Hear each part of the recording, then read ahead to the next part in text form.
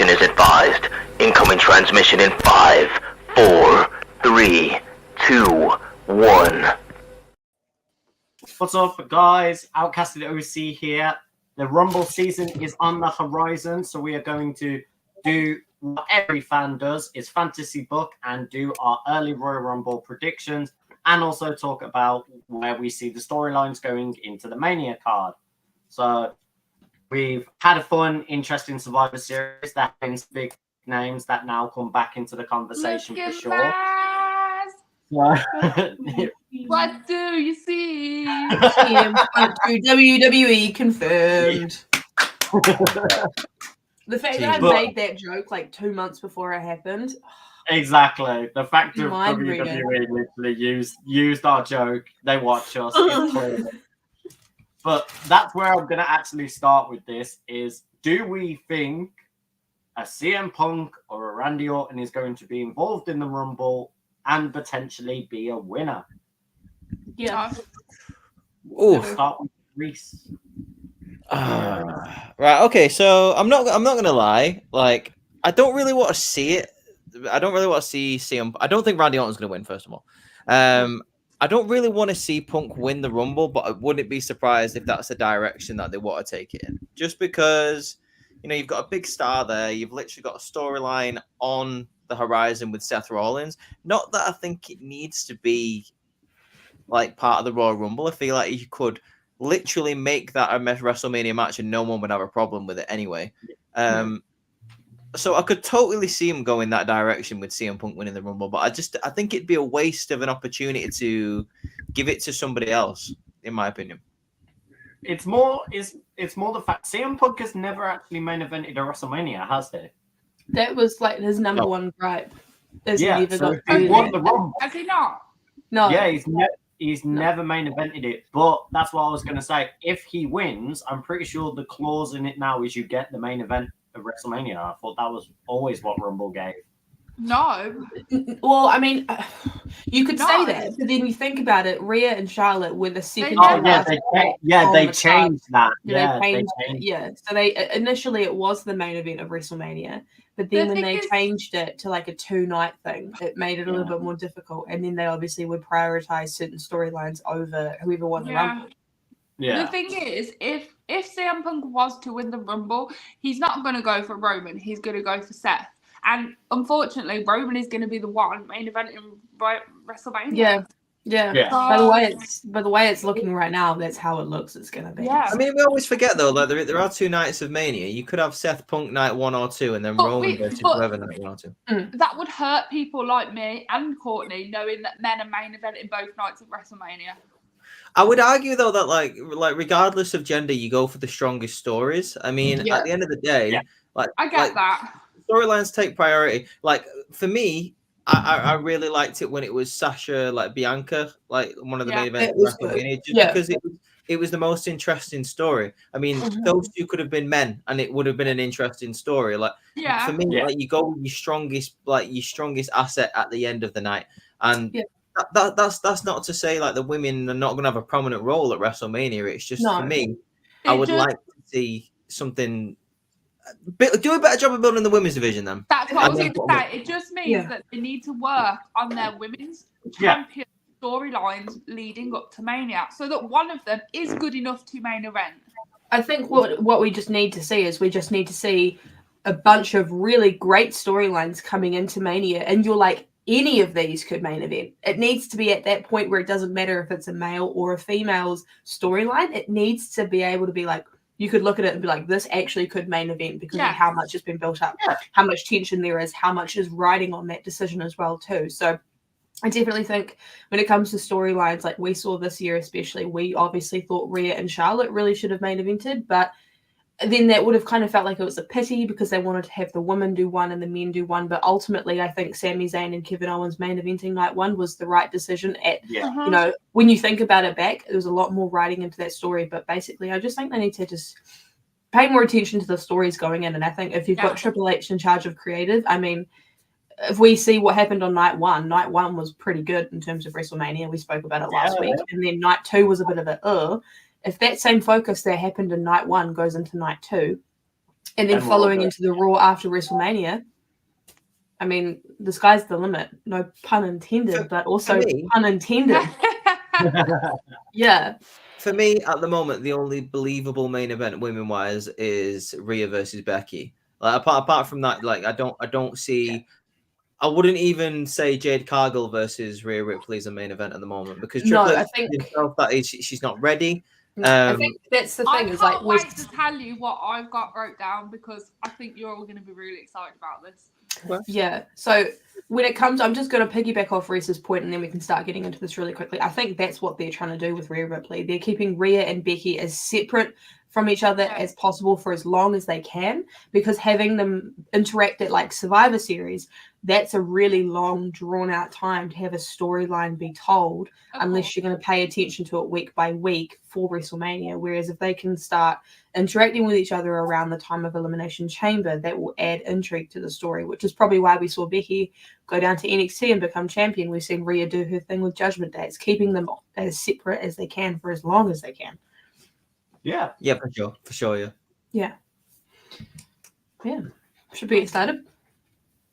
Mr. Ross, So- any thoughts on what we just said there? Yeah, so I was going to say, I see Randy being involved somewhat in the Rumble, but I don't see him winning either. Punk, as you lot said, I don't think he needs to really be in the Rumble. I think he can just have that match with Seth, title or no title. I think that is genuinely a WrestleMania feud all on its own because they've had years of history. Yeah. And it'd just be awesome to see. The one I do want to say is I think Randy Orton could potentially win Elimination Chamber more than likely, and that's how he goes against Roman for Mania.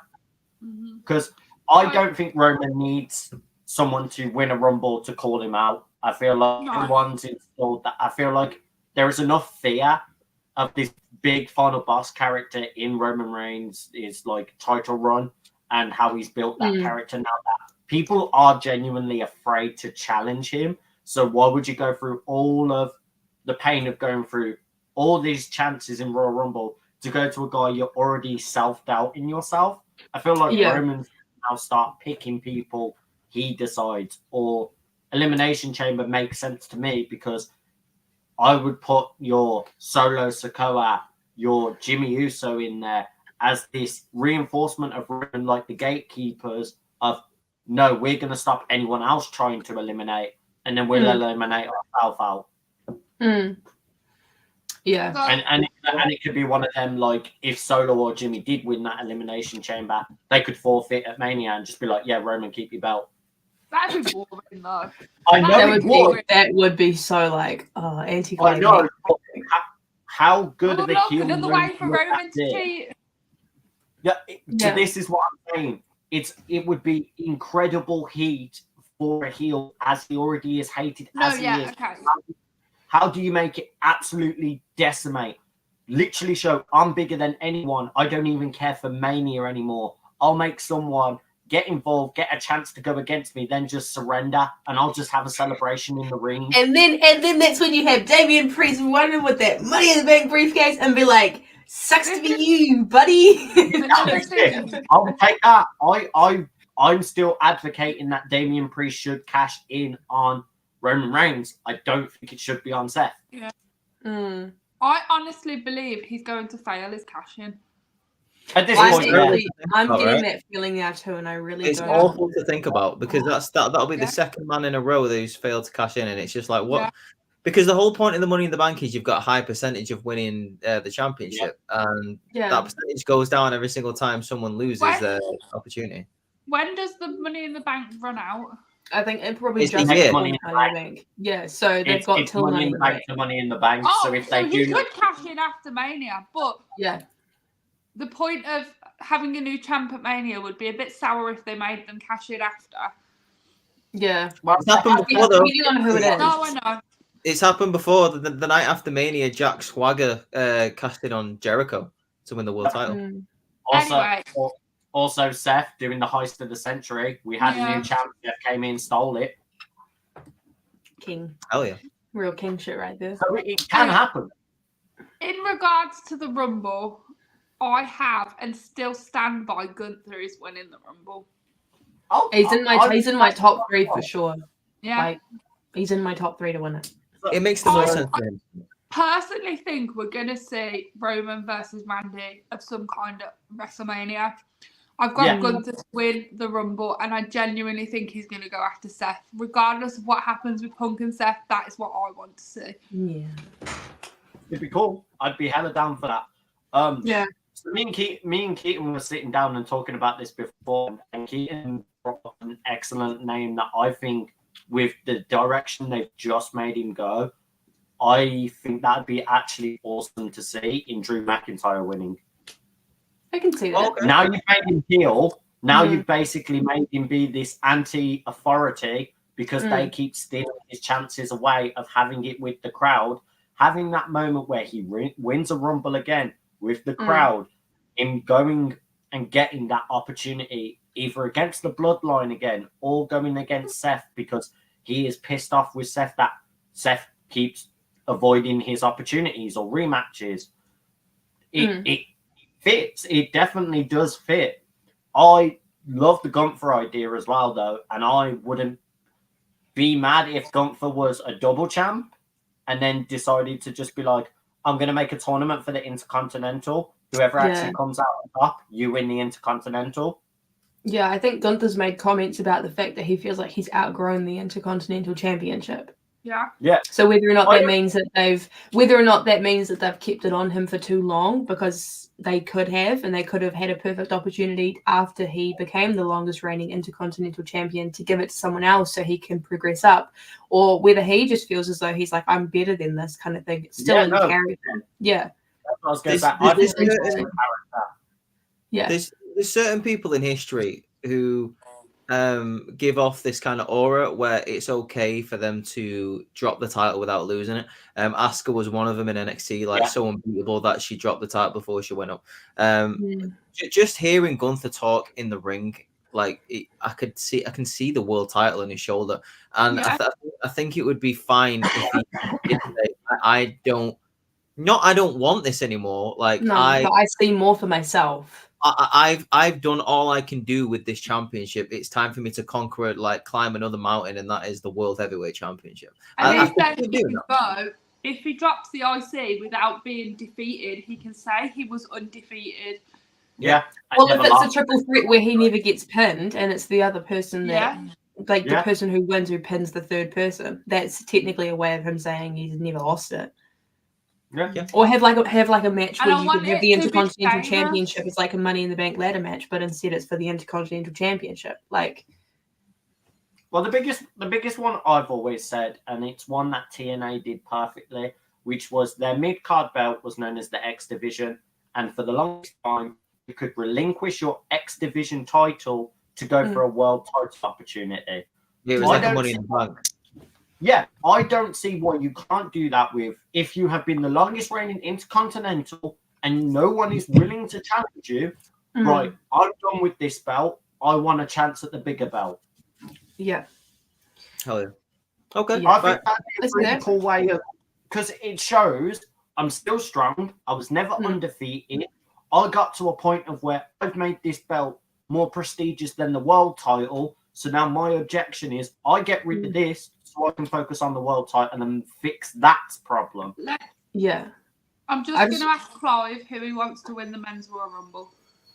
We'll get to that. Okay, so with Gunther, I really just kind of want to make a super hot take, and you guys can agree with me or not, but I feel as though Gunther's championship feels more important than Roman's. Because Gunther has been built up to how he has, and the IC title has been built up to how it has, and it's defended more regularly with people who actually want to be built up and elevated. Whenever Gunther's got a Intercontinental Championship match, it always feels like a super big fight feel. I don't know if it's just me, but I'm always can't wait to see. And the I thing can is, see Reese just shaking his head in the corner. The IC title isn't a joke anymore as well, because the IC title had this lingering joke to it because of Honky Tonk holding it as the longest reigning. It felt like a gimmicky belt for the longest time. It's not even that. Like it just wasn't taken seriously for so long. Which Exactly. Yeah, that's what I mean by like a gimmick belt. It was just like we don't really care. No, well, it was known as the workhorse title, and then through it, like to the late '90s and the early 2010s, it was given a role of just like this is just you're holding the title like for title's sake. The only person who's been able to do something with it in the past 10 years is the Miz, and then it's Gunther. So it's like but back in the day, you had your Shawn Michaels, your Razor Ramones holding it. You're like that title. The reason why it feels important is because that's what the IC title's for. It's supposed to be building up people. People are supposed to want it instead of just having it for a week and then dropping it to someone else.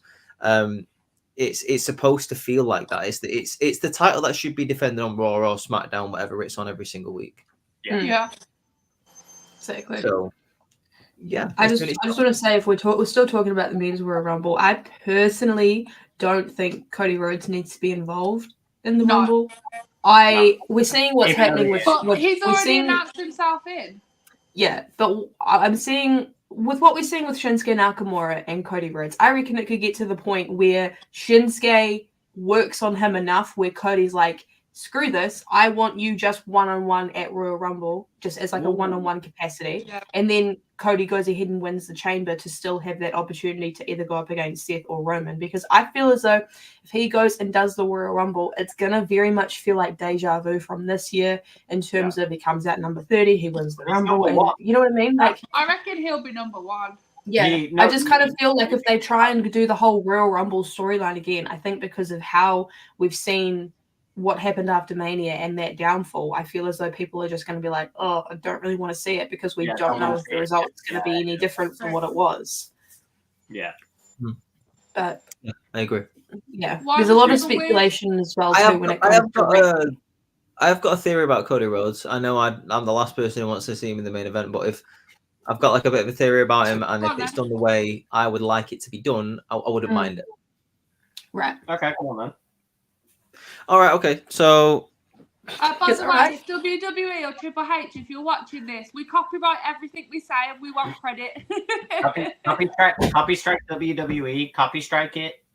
Yeah, and we want front row seats at WrestleMania. None of those boxes. So as we know, like. Mm. So as we know, like Cody Rhodes is obsessed with finishing the story, right? So like that has literally been his entire goal for like over a year now. And I think the way you tell this story perfectly is I would compare it to kind of a WrestleMania 26 Shawn Michaels desperate to get another shot at the Undertaker story, where he will do anything to get a shot at the Undertaker. And closer to WrestleMania, he gets a little bit more desperate like each passing week.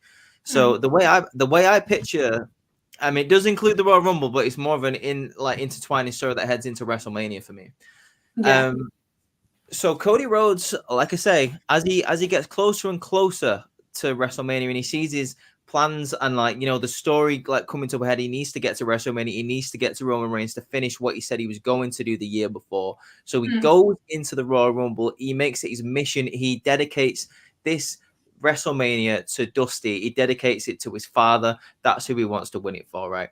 So the match starts. Jey Uso and Damian Priest are number 1 and number 2. They come out, they're fighting, and then all of a sudden number 3 comes out, and it's Cody Rhodes, and he's running down to the ring. He's one of the favorites. The crowd go wild for him.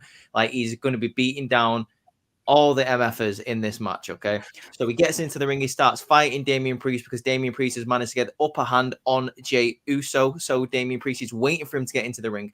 He's kicking ass. He is handling Damian Priest quite nicely, to be fair. But as Jey Uso gets involved, it gets a little bit mixed up. So Damian Priest gets the upper hand on Cody Rhodes. So Damian Priest has got him on the ropes. Jey Uso comes from behind. Damian Priest goes to hit him. He misses. Jey Uso goes for a super kick, hits Cody Rhodes over the top rope. Cody Rhodes is eliminated before number 5 even comes out in the Royal Rumble. It's a mistake by Jey Uso, but Cody Rhodes is absolutely devastated. Obviously, he was expecting to go all the way to the end of the Rumble, expecting to win the Royal Rumble, but he's out before even the 10th person is in the ring, and he's absolutely devastated. And he's like, I can't. What's just happened? And the way I would compare it to it is, I don't know if you ever saw the rest of the Royal Rumble 2010 when Michaels was eliminated. He went, he was absolutely devastated, like because he wanted to go to WrestleMania to challenge Undertaker for the world title, just to face him, not even for the title, just to face him, just to face him one more time. Yeah, exactly. So he's absolutely devastated. He gets back in the ring and he starts kicking Damian Priest's ass. He hits a Cody cutter on him. He hits a crossroads 3 times on him, and then Jey Uso like gets up. Like, oh my God, I'm so sorry, Cody. Cody turns around and punches Jey Uso as well, and he goes down. And then Cody Rhodes goes to the back, and he's absolutely devastated. He's so annoyed about it. Next night on Raw, he comes out and he talks to Jey, and he's like, "Oh, I'm sorry, man. I'm running out of time to finish this story. I'm running out of time." And Jey Uso's like, "Oh," he's not very happy about it. Like Jey Uso is like, "No, dude, like, I'm sorry, like, you got eliminated. It was accident. Like, you know, we were supposed to be boys, like, yeet, all that sort of stuff. Do you feel him? You know what happened last year? Yeet." So obviously Jey Uso isn't very happy about this. So he goes, "No, okay, if you're sorry about it, you're sorry, but we need to settle this and I need to get mine back. So we'll settle this in the ring tonight." So match happens, Jey Uso versus Cody Rhodes. While this is happening, Jimmy and Solo appear on the screen with Roman Reigns, like taunting Cody Rhodes, basically saying, "You're never going to get back to this. The story is over. Why don't you stick to Monday Night Raw? Why don't you go for a championship that you could think you can actually win, maybe get a chance at? Why don't you go after Seth Rollins?" Seeing this on the screen, Cody Rhodes gets absolutely enraged and he starts beating down Jey Uso. He gets disqualified in the match. He hits him with a chair. He hits him with a kendo stick. He puts him through the announce table. That's how Raw goes off the air. Cody Rhodes is absolutely enraged. We don't see him for a couple of weeks, but the Elimination Chamber starts coming around. He starts starts building up. The qualifying matches start happening. Cody Rhodes is in one of the qualifying matches. He's in it against, I don't know. Let's just say he's in it against CM Punk. Rich Holland. CM Punk versus Cody Rhodes in a qualifying match for the elimination. Not Rich the Fridge. Not Rich. So this happens like on the go home show of the Elimination Chamber. Cody Rhodes, this is his last chance to get into the Elimination Chamber match. Unfortunately, CM Punk does get the better of him. No through any interference or anything like that, but Cody Rhodes does not get into the Elimination Chamber. CM Punk GTS. He counters the cross just by look into the GTS. 1, 2, 3. Let's give him a long match on Raw, right? Let's give him about a 30-minute match on Raw. I think that'd be dope. I'd love to see Cody Rhodes versus CM Punk in a long match. I think it'd be great. Just a test of wills. And imagine those two on the microphone as well. That'd be pretty decent. So obviously, once again, Cody Rhodes is not happy about this whatsoever. Like he's absolutely devastated. He starts like obviously slamming on the table, like God damn it, God damn it, God damn it. He gets enraged, and we don't see him again until after the Elimination Chamber. Roman Reigns is like he comes out on SmackDown after Elimination Chamber and is expecting the winner of the Elimination Chamber to come out and like challenge him for the World Championship at WrestleMania, but he doesn't get that. He gets Cody Rhodes. Cody Rhodes comes out on SmackDown and says, "I've pulled a few strings and I've come to SmackDown." And Roman Reigns just laughs in his face and he goes, "Why? Why are you here? Why are you even here? Like you didn't win the Royal Rumble. You didn't win the Elimination Chamber. Why are you here? Like, you haven't got any right to challenge me. There ain't going to be no story. Case closed. Chapter over. End of story. Like, throw that story in the bin. You ain't getting no chance at me, Cody. Like, but I tell you what you can get. I tell you what you can get. You can get Jimmy Uso tonight on SmackDown. Like, Jimmy looks at him, Roman, like, what? Why me? Bro, why me? Why me? So Cody Rhodes goes, fine. I might as well handle some business while I'm here. I've got some unfinished business with the Bloodline anyway. So long story short, this match ends up with Cody Rhodes pretty much doing exactly what he did to Jimmy Uso. To Jey Uso. He beats him down. He goes a little bit further with Jimmy Uso. He ends up injuring him. He ends up taking him out of action. Jey and Jimmy are both on the shelf, and it's thanks to Cody Rhodes. He is still the face. Uso's on the shelf. Yep, Uso's on the shelf, baby. He's still the face, but he keeps crossing that line a little bit like Drew McIntyre, where it's like, oh right, okay, Cody, right. I know you're facing heels, but there's no reason to go the extra mile and put him on the on the shelf and all that. So Roman doesn't really care about Jimmy Uso, but he cares about the bloodline. He cares about his reputation. He sees what Cody did to Jimmy Uso is a bit of an insult to him. So he turns to Solo and he says to Solo, you deal with Cody Rhodes for the family, for the bloodline, for my reputation. So a couple of weeks before WrestleMania, it is Solo Sikoa versus Cody Rhodes. But before this match happens, we'll have a contract signing on SmackDown because the winner of the Elimination Chamber is mysteriously missing from SmackDown. Like they were supposed to come out. Let's give the winner of the Elimination Chamber to Kevin Owens. Let's give it him. He's supposed to challenge. He's supposed to. Shirt on today. Yeah, we go. There you go. Exactly. So this is like the second or third week in a row that Kevin Owens hasn't showed up to like confront Roman Reigns and say it's me and you at WrestleMania. People wondering where he is. Cody dropped him. So Roman Reigns is like, listen, I ain't got no challenges.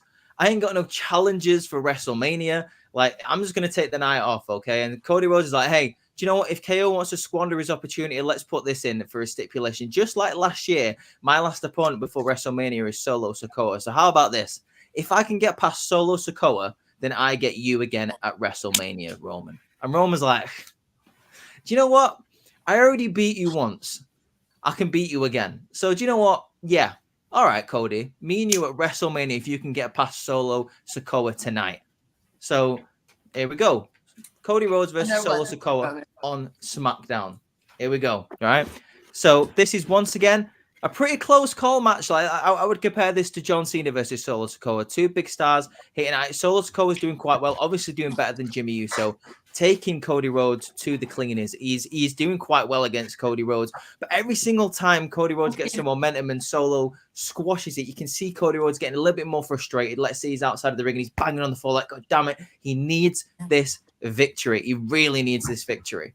So there's a point in this match where Solo Sikoa runs into the corner, but before Solo can hit Cody in the corner with that Umaga, like sort of like, you know, where he pretty much like throws his ass into the opponent's face. Cody Rhodes Cody Rhodes pulls the referee into the corner and Solo hits the referee by mistake. The referee is down. Obviously, there's no official. Everyone's like, oh crap! Like Michael Cole is going crazy on commentary. Like, oh, what now? We've got a WrestleMania main event on the line. What's going to happen? Yeah, like what's going to happen? Like Solo Sikoa, like is like looking around, like he's looking at Paul Heyman, like, you know, what now? Like, you know, they were just like forfeit the match, or like, you know, they would just go away. Like I can just throw him out the ring because Cody Rhodes is pretty injured as well. Like, but Cody Rhodes is like crawling about while the referee's down. Cody Rhodes grabs a chair, and you know what? Screw it. We haven't had one in a long time, but I think it's worth it because it really portrays Cody's storyline. Solo Sikoa turns around right into a head chair shot from Cody Rhodes.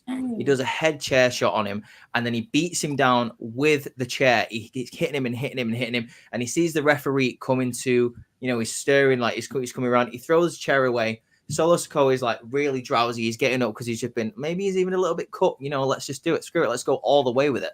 Cody Rhodes hits the Cody cutter on Solo, and he gets the 1-2-3 with a couple of crossroads. He gets the 1-2-3, and he's heading to the main event of WrestleMania, but he had to cheat to do it. He couldn't beat Solo Sikoa. Like, he had to take the easy way. Still a face heading into WrestleMania, but he's not the cleanest of baby faces anymore. I like so that. we get you what? I was gonna say, and then we get to WrestleMania and Roman fucking wins anyway. Nah. If Cody wins, I saw Paul put this in the comments, but I'm also saying it. I want Cody to win, and when he wins, the Raw after Mania. Whoa! But before you do any theories, let me finish my story, okay? Just like Cody. Come on, let him cook. Innit? I'm cooking with gas here, guys. Come on. So we get to WrestleMania Night 2, the exact same day, a year on from when Cody versus Roman Reigns. The difference is that Jimmy isn't there to help him, and neither Solo Sikoa. They're both out for the count. Solo Sikoa is another guy that is now on the injured list because of Cody Rhodes. This babyface has left a lot of bodies in his wake heading to WrestleMania. He's willing to do whatever it takes to finish the story and beat Roman Reigns for the Undisputed Championship. This match is a slugfest. We get Roman Reigns obviously going for the big moves, the Superman punches, the spears, Cody going for the crossroads and the Cody cutters, etc. Once again, we have got a situation here where Cody Rhodes is looking a little bit unhinged, and he's actually got the advantage on Roman Reigns heading into the last bit of the match. He is doing quite well against Roman, but Roman will not go down. He has got the bloodline. He has got his whole family on his back. He cannot lose this championship. But Roman Reigns is like kind of smiling at the same time. He's like, he's getting beaten down by Cody Rhodes and he's smiling. Like he's kind of like, what's he thinking? What's in his head? Like, has he got something up his sleeve? Like, has he got something planned that we don't know about? Cody Rhodes, like, is a bit confused about this, but it doesn't stop him, like, going full force against Roman Reigns. We get another referee bump where Roman Reigns goes into the corner. Cody Rhodes heads for the disaster kick, but he absolutely kicks the face off the referee by accident. Once again, he looks at the referee and he's like, oh, no, I've got no referee. I've got Roman Reigns down and it's going to end the exact same way. I can't handle this. I can't deal with this. So Cody Rhodes kind of loses his composure and goes berserk. He goes to the outside. He goes to grab a chair. Paul Heyman goes to stop him. Paul Heyman gets a right hand from Cody Rhodes. Paul Heyman is down on the outside of the ring. I'll take that. Cody Rhodes gets back into the ring and kind of like WrestleMania 17 where Austin just grabbed the chair and just slammed it on the rock multiple times, like digged into the neck again and again and again and again. Bang, bang, bang, all over the place. Roman Reigns is just getting absolutely worn out with this chair, like to the point where the chair absolutely snaps in half. And Cody Rhodes is like on the ropes, like he's so tired from hitting Roman Reigns with this chair. Like he's holding the ropes. He's barely able to stand up himself. Roman Reigns is stirring. And he's on his knees. He's not able to mount any offense, but he looks up and smiles at Cody Rhodes and he says, finish it. Finish it. Because I knew you wouldn't be able to do what you did last year if you were the same man. I knew I could break you. I win. You've become what you have always hated. Me. And Cody Rhodes hits a Cody Cutter and 3 crossroads on Roman Reigns, and he wins the Undisputed Championship. Unfortunately for Cody Rhodes, he's holding the title up, but only like halfway, because what Roman Reigns has said is right. He's been able to finish the story, but to do it and what he sacrificed, was it really worth it? He's become everything he's hated. He has truly become the American Nightmare. To finish the story of his father, he had to do things that his father would have never have done. Would his father really be proud of him finishing the story in this way? And he feels conflicted about it. We go to Monday Night Raw the next night, and this is where the story ends. And we find out the reason why Kevin Owens wasn't there to challenge Roman Reigns is because Cody took him out a couple of weeks ago, just after the Elimination Chamber. Cody Rhodes has become a true American nightmare, and he has become everything that he hated to finish the story that was so dear to him, and that's it. See, I love that, and I want to add to that. I was gonna say I want him heel turned, but what I want is when he comes out, I want him to quote the Homelander speech where you need me to save you. I'm better, and he proves that he's better than Roman Reigns because he's gone the evil way. He proves he is better than Roman at being this evil nightmare version of himself, and goes like that proper unhinged Homelander style. I don't know if Cody could do heel though. He's too. Yes, he could. What do you want to talk about? No. Okay, he didn't say that this week. He just got straight into it. He didn't say, what do you want to talk about? When I was watching Monday Night Raw, I was like, oh, Rest will be happy. If you're ever going to want to know if Cody Rhodes can do heel work, go watch any of his stuff in Ring of Honor and New Japan Pro Wrestling, because he was a heel throughout the whole of that. And that's where the American Nightmare came from, was because he was a nightmare to the audience. He was a heel. Right. What did you think about that, by the way? Good story? I love that. I think that is... Copyright it, Reese. Copyright it. Yeah. But no, I think that's a perfect booking scenario for Cody. I mean, it sucks because it diminishes a little bit of Elimination Chamber, but I like it. I like that he just steals the opportunity from a person from Elimination Chamber. I think the mystery is worth it, like to find out why has Kevin Owens not showed up for this and where is he? Yeah. And it sounds like the big babyface Cody Rhodes was the one to take him out because he's so desperate to finish what he started. Like he'll do anything. Yeah. He'll lie, he'll cheat, he'll steal. Okay. So to carry on with this, because we're still on the men's at the current moment, do we think any particular men make a debut or a return to the Rumble? We'll start with G. because we started with Reese with the previous question. G's like shaking back and forth. Let's go G first. Matt Cardona. Oh! Oh, okay. We are gave literally you the that same as well. person. I gave her that as well because she was like, I can't think of any returns. We And are literally the same person. literally. And the fact that Chelsea Green is in WWE, I just want Matt Cardona, please. Always ready. I'll take my card. Okay, all right. Okay. I wouldn't mind it either, Do actually. you have No. anyone else that isn't Matt Oh. Cardona? I do. had Sheamus back off injury. Oh, That'd be hell cool. yeah, that'd be great. Yeah, I did put Big E down, but the chances are probably very slim. Yeah, still. it's slim chance for Big E, but if Big E did happen, I think the pop would be freaking. Royal Rumble is probably the best place if you've come back from an injury to return because Well, look people at are Edge's- aware look of at that Edge's kind of spot. thing. So it's very like you Yeah. can kind of safely Yeah. do some spots that would. I mean, you can get eliminated, but like it's safer In- than doing like a one-on-one match from the very beginning. In regards to NXTs, I'd like to see Trick. Oh yeah. I think he's got. I think he's got. Stuff to, I think he's got stuff to do still in NXT, in my opinion. I would love to see Bron Breakker. Bron Breakker would be great. He's a guy who does nothing left to do on NXT anymore. Like, I really Well, I want him. just have to say the guy that I always say every single time we say an NXT call up. Can we just have Tyler Bate in the main roster already? Yeah, I know, right? Yeah. Repeating myself. Mm. He's done everything. He was your Yeah. NXT UK champion. He was your NXT UK tag champion. He's been Right. tag champions in NXT. Can I say somebody who I'd like to see debut at the Royal Rumble? And Go this for it. comes from speculation of their contract status and their unhappiness with their booking. Who? Oh, Mr. Andrade El Idolo. Yeah. Hello. No, Yeah. Yes. no, Hell yeah. Why not?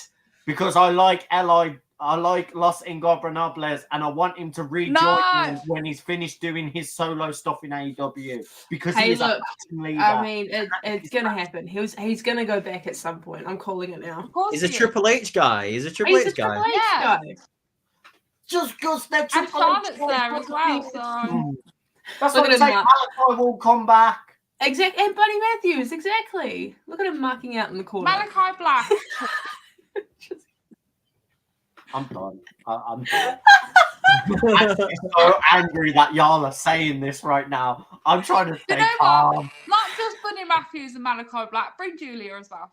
Oh, so he's doing King on his own. So you just She gonna comes with completely the forget about TBS Brody King. championship as well. He was like, what the Okay, fuck let's is that season let's shit? get Yeah, he brings them. let's get Swerve back as well. Bring your theme song and all. When I try. When I try. What?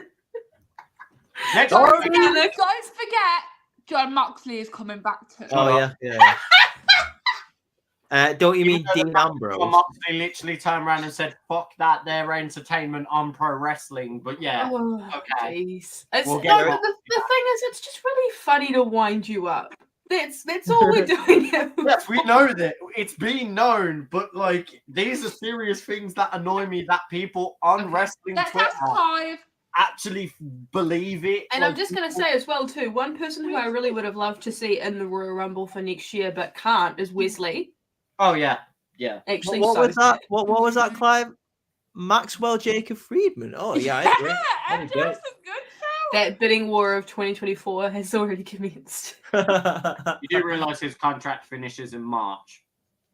Yeah, He's man. still down. It's fine. It's Yeah, you fine. can If debut you can at show up as the devil WrestleMania. in a devil mask, you'll be all right.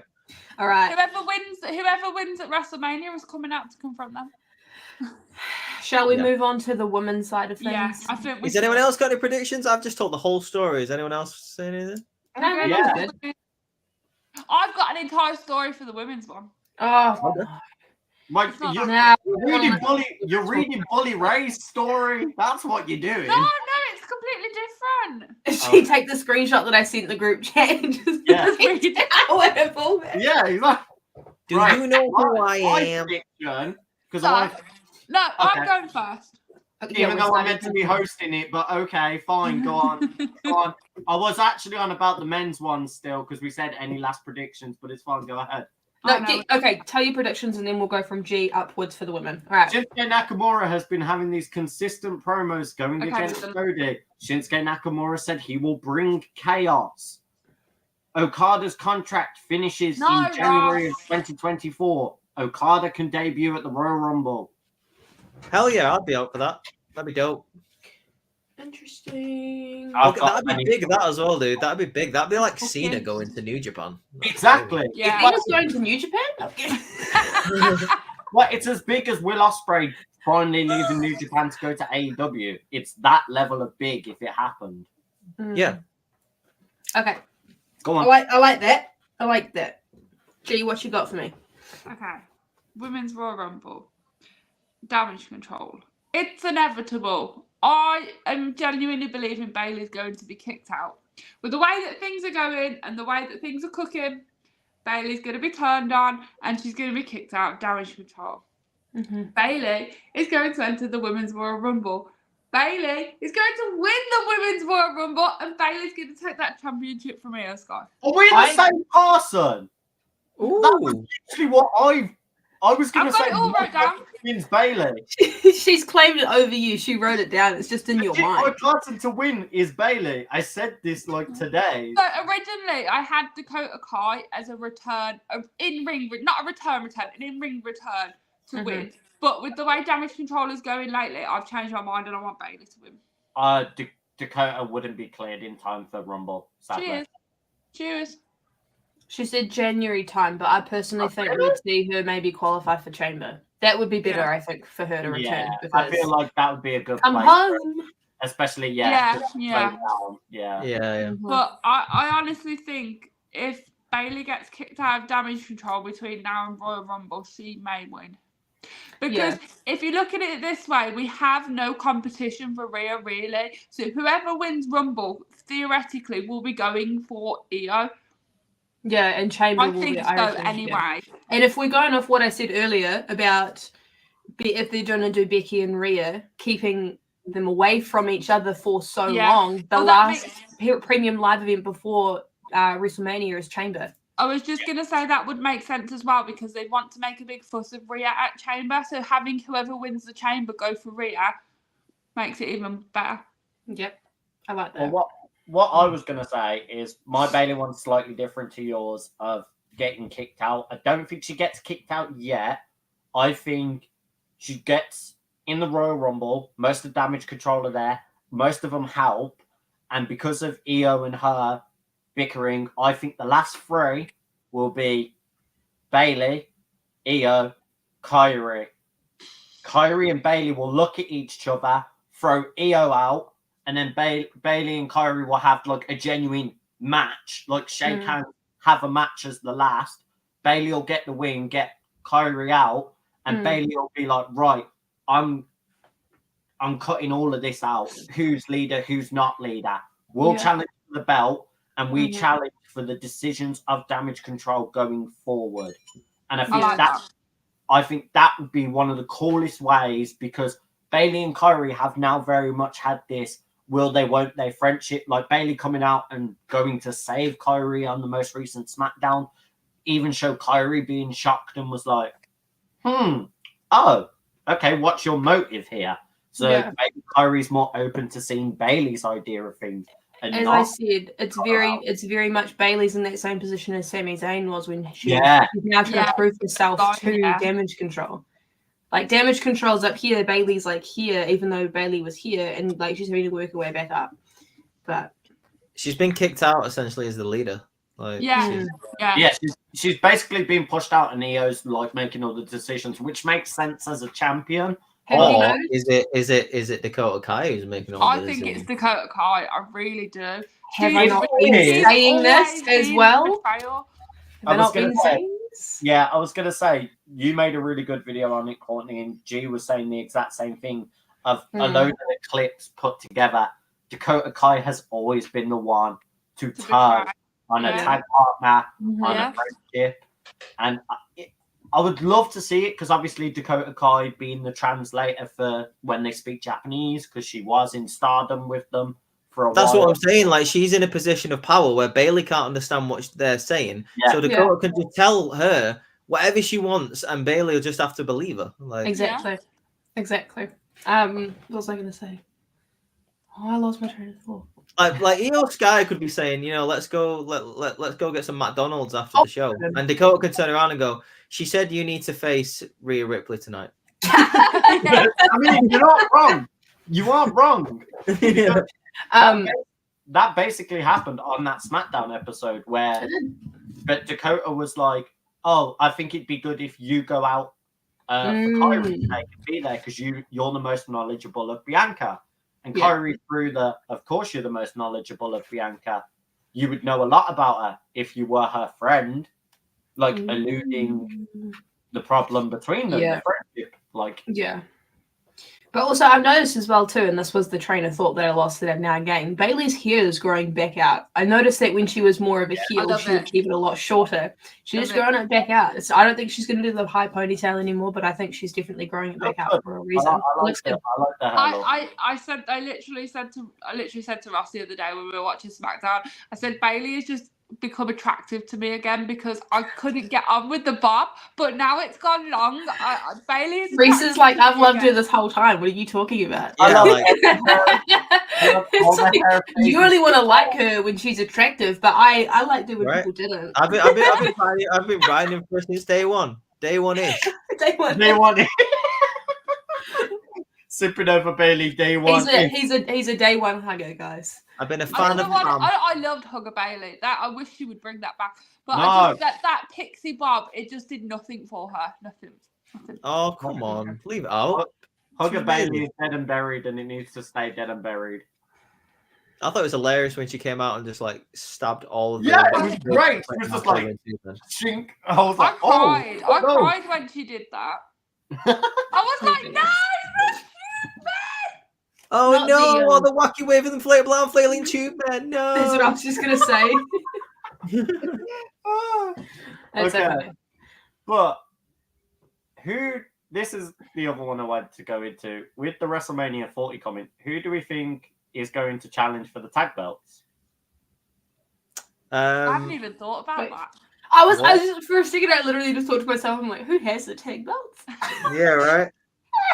No, I know. Who's going to challenge for the tag belts? I have one good one in my mind. Oh, who are the new people that just the Creed brothers? Yeah, Creed brothers are great. Oh, are you on about the? I thought you was on about the women's tag team belts. That's what I thought you were talking about. No, men's first, and then we can get into the women's tag. We haven't even spoken about women's returns for the. Oh yeah, no, women's returns. Yeah, go on. I got 3. I'd like to see. I've got 3 as well. Oh, can I go first? Because you always steal my bloody ideas. And I'm not a fan of that anymore. Yeah, go on, Court. You go first. Right, AJ, Jade for a debut, and Mercedes. Ooh, I got different. So. Ooh, who's your third one that's different? I've got AJ, Liv Morgan. Oh, what's this? I don't know. I don't know how you triggered that. So I was with the balloons. Liv Morgan, and I had Dakota, but obviously we just spoke about that. So I'm trying to see if it's like triggered by hand motions or something. See, it's interesting. I've got one. I'd like to see Cora Jade, but I'd love Cora Jade in it. Yeah. I think that'd be so good to have. Could you imagine if AJ returned and then Cora came into the Rumble? Ooh. Oh yeah, that'd be cool. That'd be cool. Gigi Dolan. Yeah, they've been beefing on Twitter, haven't they? Yeah. Wait, AJ and Cora have been beefing? Yeah. Cora was saying some smack towards AJ on Twitter like a week ago. Bro, I need to catch up on I'm just gonna give her a GTS if she's not careful. Punk come in like, I know you used to support me all the fucking time, but you're dealing with my wife now. My hands are clean in this situation. Yeah. You deal with her. I think when it comes to the women's Royal Rumble, I think it's a little bit more unpredictable. I think because there's so much going on. There's so many people that could actually like be seen as winning it. But I definitely, as we say, I definitely think whoever's going to go after Rhea more or less is going to be that'll be decided at Chamber. I think so. I think Zoe Stark's a good contention. I think she's more than proved herself ready. I think that'd be a good one to see. Candice LeRae would be a huge one for me. I think she's talented enough to do it. Indie Hot, baby. Safe with the chamber. I still, I was gonna say Indy would make more sense in the chamber because home state. I think we should probably discuss the elephant in the room. Yeah. Which is, it's probably going to be Nia. No.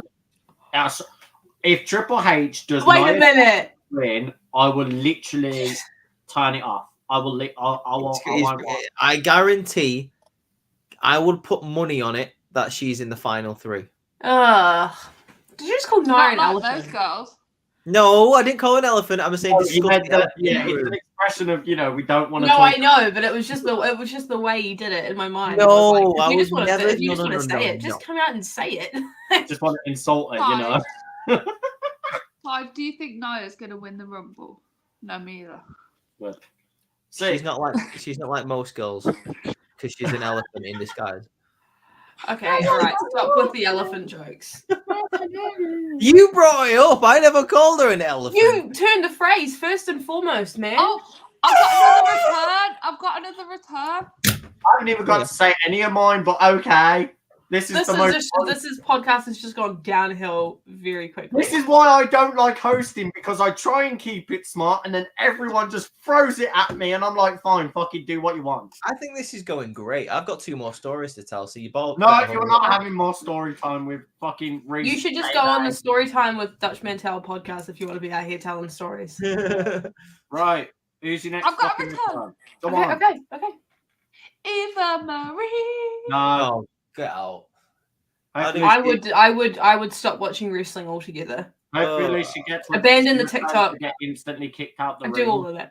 Yeah. Eva Marie over the top. No, have to do a Titus O'Neil when he's running down. Just try to. Yeah, except for this time she slides all the way into the unemployment line. Right, Reese, do you have any return? Apart from Cora Jade, I don't really care. I've already got people in that Rumble that I want to win. So what about your friend Sol Ruka?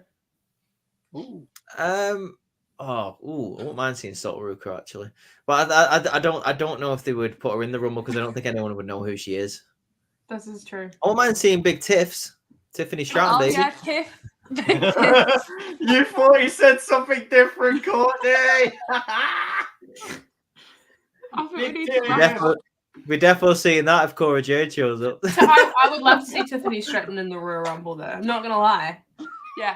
I am a big fan of hers, even though people like to think that I'm not. I am a big fan of Tiffany Stratton. Thank you very much. One person that I don't want to see in the Women's Royal Rumble is fucking Charlotte Flair. Woo! Yeah. Oh, yeah, I forgot she's going to be in it. Right, Charlotte Flair's winning. There we go. Never bet against Charlotte. Okay. But I've got so before we start talking about any WrestleMania matches, I've actually got a really important question that I think we really should kind of talk. Oh, okay. Just go. Get it out. Get it out. Get it out. It's fine. Go. Hurry up. Say your piece. You're taking too long. Hurry up. Right. So debuts Julia from New Japan. And I think she'd be amazing, especially as just a big shock factor. Mickey James, she's free agent. She's no longer with TNA. Nick Aldis, really? Manager. Oh, okay. Yeah, she's done. She done. Left. Hardcore Rumble, Addies, baby. Bro. Yeah, hardcore country hitting back in the Rumble. I think that'd be sick. I think another great one is Jade. I definitely agree Jade would be a really good one to have. Returns, I'd definitely say Liv Morgan would be a big return coming back into it. I did have another one. I'm not saying Mercedes because no, I think Mercedes is going AEW. Am I the only one who just isn't asked about Liv Morgan? Like, I'm not bothered. I'm really not bothered. I'm not. I put her on my list because I think she'll come back. I'm not excited. Every time someone can see it happening. Every time someone mentions Liv Morgan, I die a little bit inside. Like I think I've said this before on the podcast. This person, I just like I'm. How do I say this without sounding like a complete dickhead? She's boring. I can understand why people like her. There are people in this world who are a part of the WWE universe that love her. She's just not for me. I just can't connect with her. There's nothing in her character, in her promo skills, in her in-ring style, in her aura, her gimmick. There is nothing I connect with, and that is fine. She is meant for a different demographic of people than I am, and that's totally fine. But I just can't. No, honestly, I just can't. do you know what? I understand what you're saying, right? But right, this is the most annoying part about Liv Morgan. She used to have all of those things that you've just said until that's what I was going to say. Until she got in a feud with Ronda Rousey, and they decided to make a character go, "Ooh, I'm a bit psycho. Ooh, I can do this and that and the other." And it's like, no, you're an underdog. That was what was great about you. That's why I like cheering for you. And now you're a psycho who jumps off ladders for no reason. It's just like, oh. Riot Squad as well. She was fab when she was with Riot Squad, and then they kind of just got rid of them. Didn't do anything with Riot Squad, basically. Just made them fucking jobbers the whole time. But I think as well, too, if there's people in the WWE or in wrestling in general that we don't connect with, I think it's less about making it about their gender or their race or anything. You can have an open, honest conversation and say, like I just did then, like, hey, I just don't connect with her. Yeah. And she's meant for a different group of people, and that's totally fine. And I'll hold my hands up and say, like, hey, some wrestlers that you guys like, I might not like, and that's just because I don't connect with them. But I don't make it about their gender or their race or anything, or compare them to other wrestlers that are better than them. I can openly say, like, I just don't connect with it. Yeah, life as an actual person. But it's, by the way, her surname is Daddio. Why you don't use that, I have no idea. But like, as an actual person, she's great. Like, she's lovely. Yeah, she's wonderful. But as a character, it sucks, and I want you to get off my screen. I'm talking strictly based on what I see on WWE TV. They could be they're amazing people behind the scenes from what I've seen. I don't know them. I can't judge them based on them as people, but just based on what I'm looking at, I'm sorry. Why she's called Liv Morgan, I don't know. Her real name is Gianna Daddio. Daddio. That is a cool name. Can we not? Why does she not use that? I mean, she could have also literally done the same thing as Randy Orton when she returns and literally says Daddy-O's home. Yeah, there we go. Anyway, let's get into these WrestleMania 40 matches then. As I said about the tag matches, who do we think is going to go for the tag belts? Oh. What? Oh. You go first. I wasn't going to say that. I most of the matches I've got wrote down for Mania, we've kind of gone over via winners, but I have one match down here that nobody's mentioned any of these people. Okay. Go for it. Logan versus LA Knight for the United States Championship. Like that. I had that written down. I was going to say it's a shock we hadn't mentioned LA Knight. I think it's going to be Logan versus Kevin Owens, but I literally have Logan versus LA Knight. Yeah. No, I like that. I think that'd be a very good match. I think it would be a good enough time for Logan to drop the belt because he's had it for X amount of months then. Because obviously he has commitments elsewhere. He couldn't be a long-standing champion. And it would be the perfect time for LA Knight to get in that championship scene. Yeah. Well, we already know LA Knight, Logan Paul's coming to Chamber because it's been announced. Yeah, they confirmed that. Yeah. It's mostly to push ticket sales because a lot of people down in Australia like him, but also it's because Gunther can't travel internationally at the moment. Yeah. So they need to have a mid-card title represented. Yeah. Whether they do the same thing they did this year when it comes to actually putting that title in the Chamber, I don't know. I hope not. I'd be cool with it. Like tag team title wise, I would love it to be the Creeds going into Mania as champions or even challenging for the titles. I don't care either way. Anytime where the Creeds are champions, I think you've got a winning scenario on your hands there. Them two are just amazing. Yeah. They're so good. They are so good. And I'm telling you right now, prediction, in a few years, it will be Brutus versus Julius at Mania at one point. That would genuinely break my heart to watch them fight each other. I mean, I'll love it, but at the same time, that'll hurt. I'm telling you right now. I mean, not just because they're both amazing and they'll probably be amazing as single stars. Their names are literally Julius and Brutus. Brutus killed Julius Caesar. It's right there. Like, you know, you've got it right there. One thing we forgot that everybody mentioned that has completely been put on the back burner that we could probably see at WrestleMania 40 is Jimmy versus Jay. It was on my list. It's on my list. I would see Jimmy That's versus fair. Shay definitely. I've been thinking that since the whole entire thing at SummerSlam happened. I've been thinking Yeah. they're going to get there. And as I said, with the whole Rhea Becky storyline, they're keeping them both separate as well too. So The whole Jimmy versus Jay thing could start in the Rumble. 'Cause Yeah. they'll both- I mean, depending what happens that in as the well, next too. depending on what happens in the next couple of months, it could be a triple threat. They put Solo in there as well.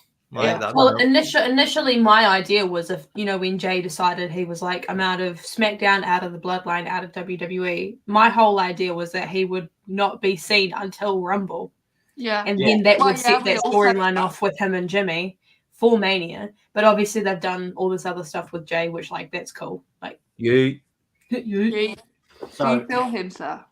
for me, I do. with tag belts, I would love DIY versus like the Judgment Day side, because there is history between Johnny Gargano and Finn Balor. Yeah. If you know your NXT, Finn Balor turned on Johnny Gargano, hit him with that Pele kick, and that started Finn's heel run. So there's still that unfinished business and a lot of like back and forth there. And I think they could really go in the ring, and it would give Johnny Gargano and Tommaso Ciampa a Mania match, which I think they definitely have earned through their long tenure with the company. And I would just like to see it. Depending on whether he's like ready to wrestle or not, I want to see Santos versus Ray. I mean, That's also on my list as well. Yeah. I kid you not. It's ignore this highlighted thing. I wrote down a video idea. It's literally written just there. Yeah, Santos versus Ray. That'd be dope. I think that match would be incredible. Like a sort of a passing of the torch moment, right? Yeah. Definitely. Yeah. Exactly. I would also really still like to see Dragon Lee being involved in some type like way or form, like maybe a Rey Mysterio Dragon Lee on night 2, maybe as just a respect match or something like that. Maybe. I'd love to see that type of thing. Yeah, 100%. Especially because we are going to have 2 nights. God. I was going to say one of the only other ones I'd love to see is Bobby Lashley and the Street Profits kind of coming on top with something, like getting a really big win out of nowhere again. Like, I'd love to see them getting more of a push because they have been really entertaining to watch. Here's one for you. What about Sheamus versus Pete Dunne? Oh, please, Ooh, please, yes. please, 100%. Sign me up. Inject it in my veins. I'll watch. I mean, based on what we saw last week, Butch remembers he's got a voice and knows how to speak. I know, yeah. And he sounds as brummy as ever. Yep. Give me a singles run from Pete Dunne. Yeah, we need that. With the theme back, please and thank you. Oh, the Yeah. theme. No. I've said if he's coming out Mania, he's coming out to Bring Me the Horizon, and I damn mean he needs to, because that was his old indie theme. He used to come out thrown by Bring Me, and I want that. I just want done to Oh, you have can that. throw me. I actually really did enjoy. His CFOS song though. Like, Oh no, yeah. Don't get me wrong. The Bruiserweight, dun dun dun dun. Dun, Yeah, dun, dun, dun, dun, dun, dun, dun. yeah. Oh, So, here's a Right. question. If you think we're going to get a celebrity appearance at WrestleMania, who do you think we're going to get? I would quite like to see, and I think it would work because they're both pretty good now. I would like to see Logan versus Bad Bunny. I was going to say Bad Bunny. Look, we're all getting on that same page today. We're all thinking alike. I had another match suggestion as well, but it was attached to a story that I wanted to tell. Just say the man. No, but the story's good. Go. in 50 words or less. No, that's impossible. No, I just think it would be dope. Like, right, so I'll tell the short version of it. Right, okay, as short as I can. So it looks like we're probably going to get Randy versus Roman at Royal Rumble, right? That's what I was going to say. Yeah. Right. Okay. So Randy versus Roman at Royal Rumble. Roman ends up winning, but like he actually wins by himself, because if it wasn't for someone trying to get involved, they would have lost. So Jimmy tries to get involved.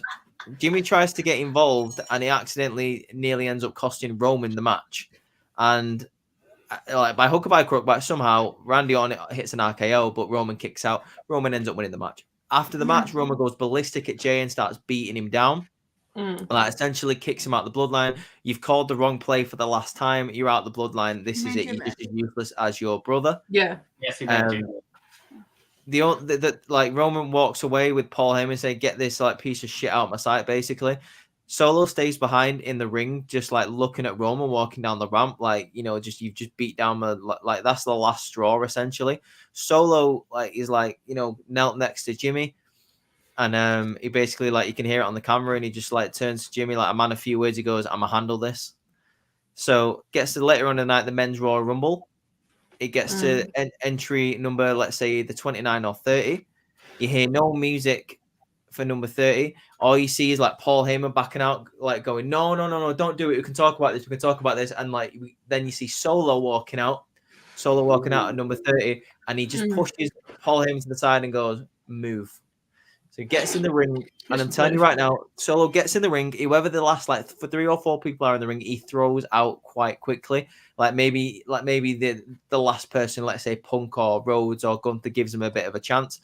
But he Samoan spikes him out the ring for the win. They're all worn out. He's fresh. Solo Sikoa goes on to WrestleMania. I'll skip all the way to WrestleMania, so I won't bore you with the details of the rest of the story. But he goes on to WrestleMania night 2.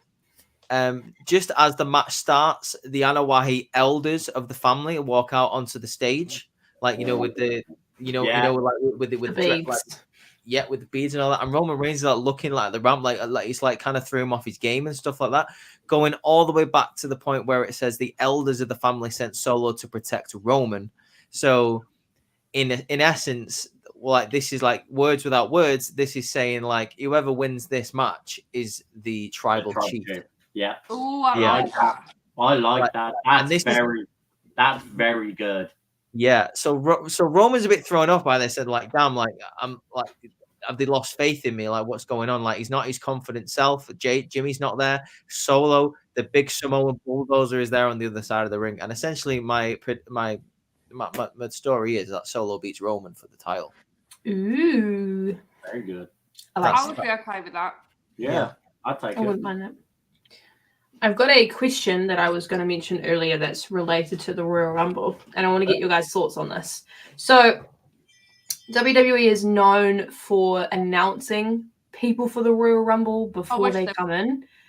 Do you want to see a situation where, maybe 5 people for each one are announced, and then the rest are secret, or just people can declare and we just eventually just see whoever comes in? I don't want to see anyone. If I'm speaking personally, I would rather nobody announced because then it makes it that much more enticing. You can see people backstage drawing a number if you want, or they draw a number and it's a blank card. They're not. They used to do that. Yeah. And do you know what I hate the most? Is qualifying matches for the Royal Rumble. Yeah, it's annoying as fuck because then people could just say, "Oh, I'm going in." So why did they have to qualify? Yeah, the most annoying thing is back in the day it used to be interesting. They used to just rely on fans logic to. I mean, obviously the bigger names are going to be in the Royal Rumble match, and if that person's got a title match that night, he's not going to be in the Royal Rumble. And then the bigger names are, and then you got some mid-carders that are going to be in there. Yeah. And like what you guys just said then, I always used to love the backstage segments in the night where they'd go on that roller thing and they'd grab the numbers out of the thing and it used to be in a little ball and they used to open it and see. The only reason I asked this question is because 2022 was the most prolific, example of this. Literally, 25 They announced Nikki and Brie and Mickey and all this shit that you could have kept secret. That would have made it so much better. Sure, they got an amazing reaction from the fans at the time, but do you imagine how much bigger that reaction would have been if nobody knew? And then you could hear, "You can look, but you can't touch." Crowd would have gone nuts. It's annoying because you can have all the names announced, and if you get all the names announced, yes, like I just said, you can probably use logic to predict who's going to be in the Rumble. But if you don't have any of the matches, any of the people announced, you can't get to 15, and then that person comes out and then tick it off your list and go, "Oh, we've got this, this, and this, and this." Yeah, I just think surprise-wise, it's better to not announce anybody. Yeah, because it could be current main roster stars from Raw, from SmackDown, from NXT. It could be legends. It could be people that have never shown up before. It could be somebody like Julia, you say. Could be Mercedes Moné. Could be Jade Cargill. It's all these people you could think about. Yeah. I think the issue is now is one, social media, dirt sheets, people like Sean Rossap who dig and then find out. Yeah. And then you've got the other issue is the selling seats. They tell you who's coming, so they can sell those seats. Oh, we'll announce the Bella Twins because that'll sell seats. People will want to see them. No, and I get that, but I think the best way you do it now, genuinely to keep the surprise of it and everything, I think you would still put asses in seats if you said it's going to be a 30-man and 30 women rumble. Here are your 5 major names. I would be okay if they announced half of them. Just that's what. No. I'm saying you do your. I think 10's your maximum you announce. 10. Yeah, I say you do a top 5. So what I'm saying is you take your big 3 names of big current rosters. You do 1 surprise of NXT, maybe 1 legend, people that you definitely know. Even the casual fans will be like, "Oh, I've got to check out that Rumble then because I didn't expect that person coming back." Like you at least announce 1 legend that you know will do sales. Like right now, most people are going to want to buy Royal Rumble tickets without names even being mentioned because who just returned that you would want to see in that Rumble? Punk, Randy Orton. And then obviously speculation about The Rock being involved in WrestleMania 40. But also, I think we're completely glazing over the fact that WWE right now is at the hottest it has ever been. They are selling out shows everywhere. They're talking about potentially pulling the house, like more of a house show schedule down because they want to increase people wanting to come to the main shows. Yeah, like they're selling out everywhere they go. They're making so much money everywhere they go. Like it's the hottest it's ever been right now, and I think it's because of the creative change we've seen, and also just because the product is just more exciting to watch now. Here's the thing as well, and I'm not being funny. It's a Big 4. It's not that hard to sell tickets for a Big 4 show. It's the Royal Rumble. It's the most exciting pay-per-view of the year. Yeah. If I didn't have to worry about travel, then I'd be going to Royal Rumble as well. Me too. There is one thing. There is one thing I would bring back from back in the day, and they didn't do it every year. But I always found it interesting. Every so often, not every single year, on the go home show for like Raw or SmackDown, they would do I think it was like a 20-person battle royal, like 10 from SmackDown, 10 from Raw, and the winner would get the number 30 spot. Yeah, I would quite like that. That'd be good. I think that'd be a cool way of doing it. Yeah. Like they used to do that every so often. Like, I remember one. I think it was like 04 or 05 where Goldberg won the battle royal and got the 2 spot. Jesus, that's Goldberg. For example, I'm not saying he wins it again. I'm saying like that was just an example. That's the one that I remember. Reese, don't mention his name again because you'll be manifesting it there. But as I say, like I completely understand why they announce people. I totally get it. You want to ensure that you are going to sell seats. But the whole premise of the Royal Rumble, especially for those main 30 women, 30 men matches, is that you don't know who you're going to get. It's basically like a lucky draw within wrestling. And it just irritates me when I saw in 2022, like 15 or 20 women were announced. And I'm like, all right, cool. I can write down all these names and guess what spot they're going to come out in. And it shouldn't be like that. That's taking the fun and the excitement and the thrill out of the event. Like, this is one of the best ones. Edge's return. No one knew it was coming. He was never announced. Nothing. Oh, it was so dope. And the fact no wrestlers knew he was coming back. So you had that raw, genuine reaction of wrestlers in the ring being like, holy shit, it's real. Like, that's what we need to do more of. Kind of vibe. Like, look at AJ Styles. That's another perfect one. No one knew he was coming until the day it happened. Like, there were rumors. Yeah. Don't get me wrong, there always are going to be. But they did a very damn good job of hiding it. Same as the Hardy Boys when they returned at WrestleMania. Exactly. I will never forget where I was. And as well, too, like, we keep talking about the whole CM Punk thing, but, like, there was so much speculation that, like, he was going to show up, and then they were basically saying he's not going to show up. And he's like, and he's just there. And I know we're talking about this weeks on end afterwards, but my tiny brain, this little thing that sits in here, still can't fathom it. No, but that's exactly the point. Because that's the whole point. When you are given that surprise, those are moments you will always talk about. There are multiple times I will happily talk about Royal Rumbles or WrestleMania moments because surprises happen. The whole reason Kofi Mania has a massive place in my heart. Not only because it got me back into wrestling on WWE side of things, was the surprise moment that no one knew he was going to win. They put every odd against him to lose. Everything was stacked to never go in Kofi's favor, and they pulled the trigger. That was like what 12 years of a story for a guy, and that's what WWE needs to realize and do. And I feel with Triple H doing that, the surprises are going to happen. Triple H is very good at doing surprises. Like as I said about the Finn Balor turning heel, no one, and I mean no one, knew he was going to do that heel turn. And he's also very good when it comes to referencing past history. Like we're talking now about the whole Cody Shinsuke thing. When they had that video package on Monday Night Raw this week, you know, Shinsuke won the Rumble. Cody won the Rumble. They both went on for Wrestlemania. They both had downfalls. I didn't, for some reason, when I initially thought Shinsuke and Cody, I didn't think their paths were very similar. But that video package, because they have all that similar history, I was like, okay. Yeah. Because Shinsuke Cody, when I first heard, I was like, oh, I don't know how I feel about that. But because they've both, you know, walked down similar roads and had similar outcomes, I was like, yo, this Triple H guy knows what he's doing. Like, do you want an extra layer of how Triple H also added the history of Cody? Go put that cherry on top real quick.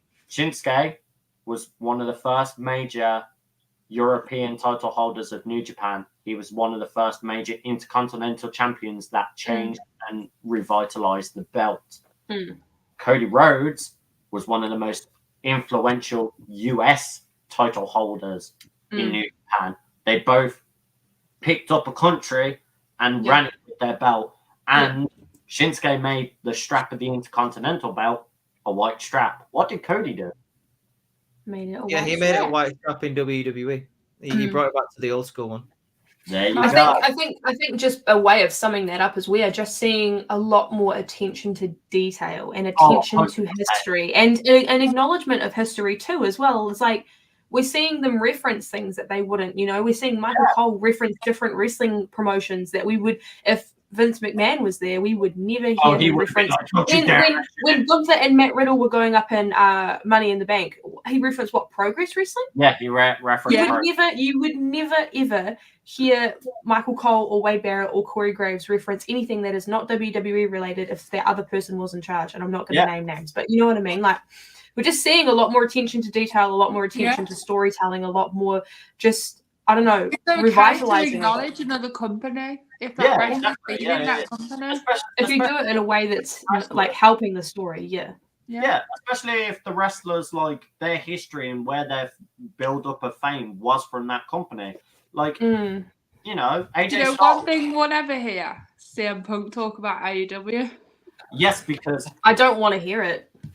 Because he got NDA'd. NDA. You can't talk about it because you'll get massively fined. Yeah, but to be honest, I think like, and I'm trying to change my thought process with this too. Some things I just don't need to know about.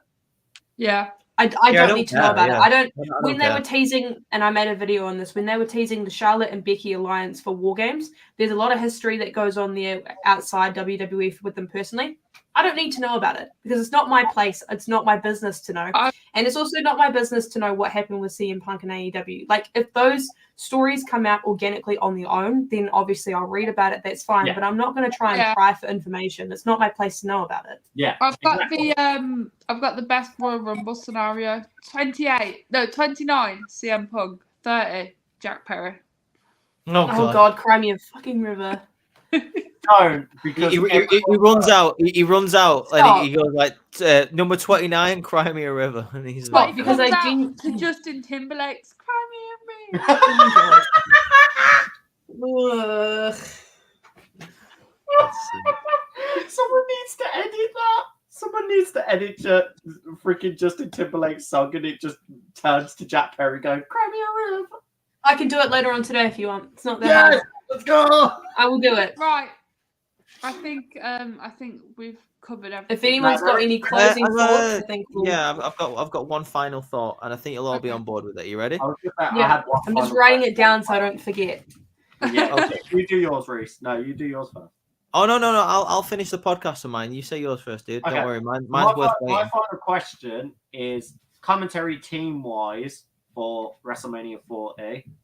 Oh, easy. Who are we picking as our tried and true team? 3. I've got 3 people that I want to see on both Wait. nights. I have Pat, Wade, to. and Cole. That was what I was going to say. Pat, Wade, and Cole. Yeah. Yeah. Okay, yeah, I'll take Wade Barrett added to it. I was just gonna say Pat and Cole. I mean, you could do it where it's Wade and Cole one night, and then McAfee. When you said that, G, my brain took like 5 seconds to like remember who it was.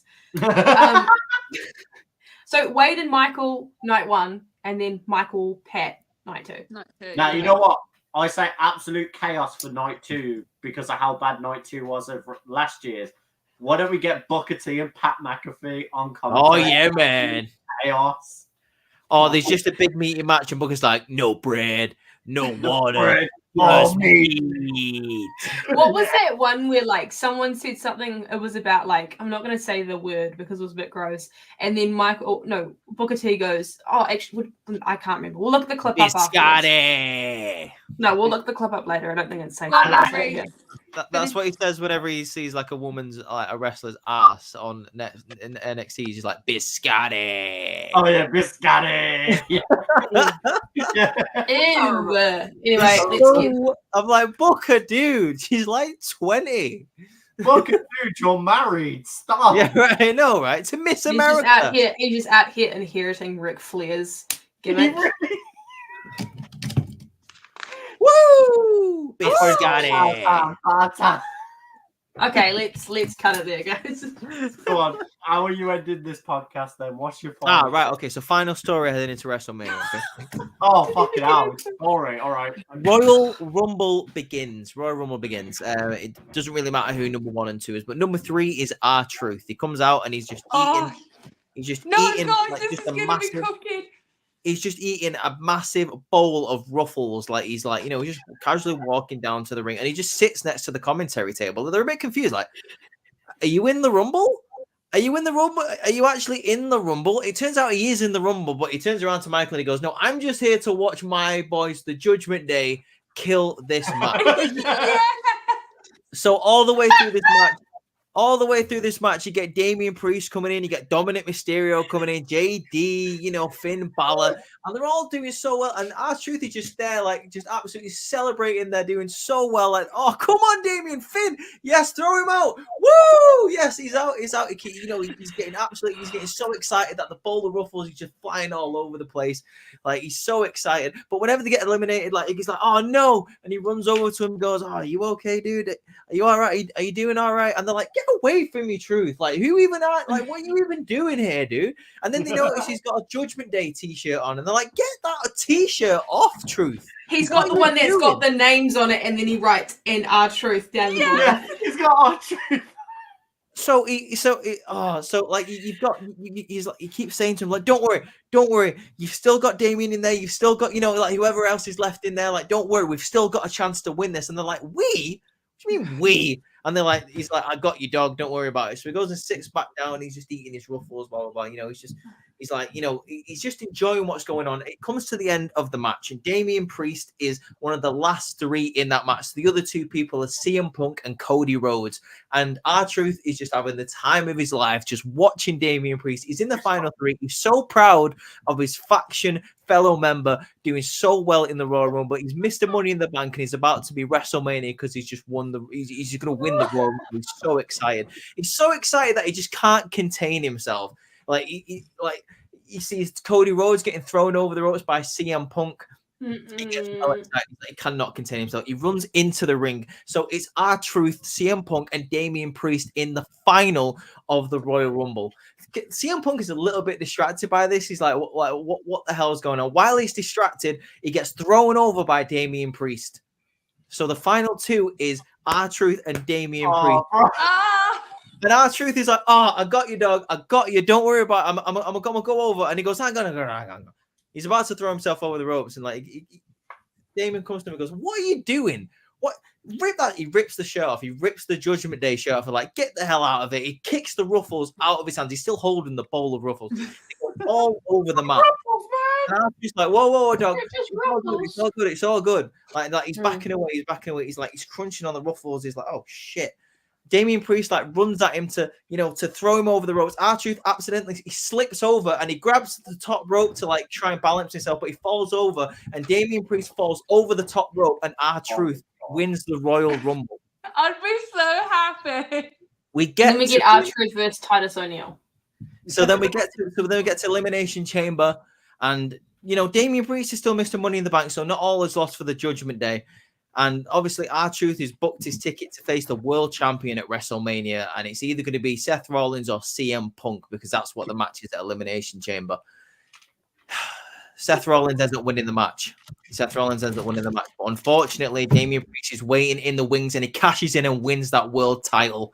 And then it's Damian Priest versus R-Truth at WrestleMania. Gold. I love it. I absolutely love it. If R-Truth wins the world title, not only does he win the title, but he becomes a member of Judgment Day. And if Damian Priest loses, he is out of the Judgment Day. I'm sorry, I got two things to say. One, I cannot be the only person who is loving just the seriousness of Judgment Day, and then you just see R-Truth just trying to fix the TV because he broke it. Yeah.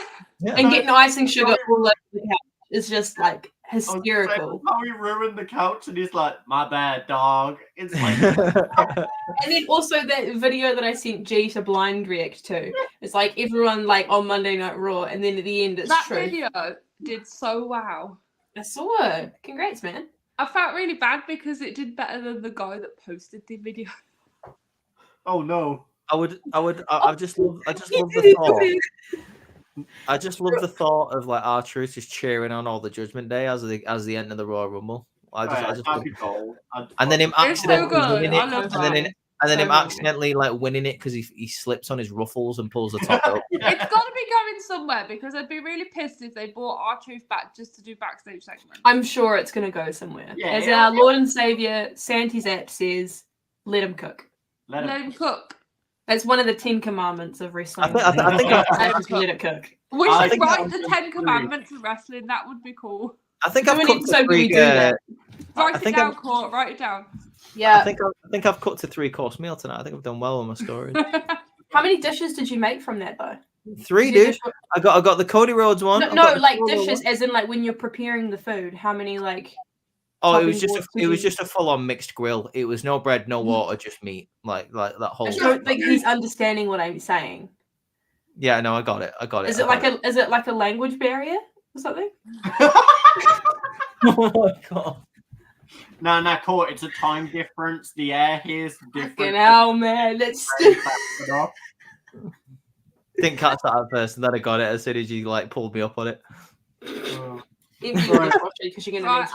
think our brains have had enough and we need to end before. Right, okay, right. Oh, guys, it's been an absolutely amazing episode. Ross has done a pretty decent job at hosting, but he just cannot handle all of the insaneness that's come from this podcast, so I think his brain is frazzled. So I'll end it for him. It's been an absolutely amazing episode. If you like it, please leave a like and subscribe to the channel. Go follow the channels on TikTok, on X/Twitter, and Instagram at OutcatsedOC if you want to catch any of us. Our personal links will be in the descriptions. We have got reviews from Monday and NXT, so that's Raw and NXT both reviewed. We got SmackDown coming up on Saturday morning, so make sure you check that out. Also, we have got a couple of pay-per-views coming up this weekend. We've got NXT Deadline for one, so hopefully I'll try and review that on the Sunday or even the Monday for you guys. Try and catch that. But for now, guys, I hope you've had a really good day. I hope you've enjoyed I don't even know what happened on this podcast, to be honest with you. We know that you cooked a 3-course meal. That's all that counts. Fantasy 3-course meal. Royal Rumble. That's what it was. R-Truth to win the Royal Rumble. I think that's a lovely thought to end on. So, do you know what? Peace out, guys. See you guys later. Deuces.